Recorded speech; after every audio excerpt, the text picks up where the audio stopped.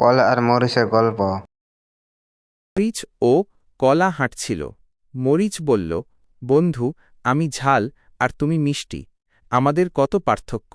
আমরা কিসের বন্ধু? কলা হেসে বলল, পার্থক্য থাকলেও আমাদের সৃষ্টিকর্তা এক। সব আল্লাহর রহমতে হয়েছে। তিনি আমাদের ভিন্ন স্বাদ দিয়েছেন মানুষের কল্যাণে। মরিচ তখন চারপাশ দেখে অবাক হয়ে বলল, সত্যিই তাই, কিন্তু আমাদের লাউ বন্ধু কোথায়? এক রোদেলা দুপুরে কলা, লাউ আর মরিচ মিলে গ্রামের রাস্তা দিয়ে হাঁটছিল। তাদের গন্তব্য ছিল পাশের গ্রামের একটি হাট। কলার অহংকার। হাঁটতে হাঁটতে কলা তার গায়ের চকচকে হলুদ রং দেখে খুব গর্ববোধ করছিল। সে লাউকে বলল, বন্ধু লাউ, দেখ আমার চেহারা কত সুন্দর। মানুষ আমাকে দামি সব অনুষ্ঠানে রাখে, আবার দামি নাস্তাতেও ব্যবহার করে। আর তোমার শরীরটা তো ম্যাড়মেড়ে ফ্যাকাশে সবুজ। লাউ মৃদু হেসে বলল, রং দিয়ে কি হয় বন্ধু? ভেতরটা ভালো হওয়া আসল।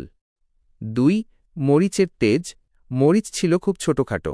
সে কলার কথা শুনে রেগে গিয়ে বলল, আরে রাখো তোমার রূপ। আমি ছোট হতে পারি, কিন্তু আমার যা তেজ, তা একবার মুখে দিলে মানুষের কান দিয়ে ধোঁয়া বের হয়। 3 বন্ধুর গল্প।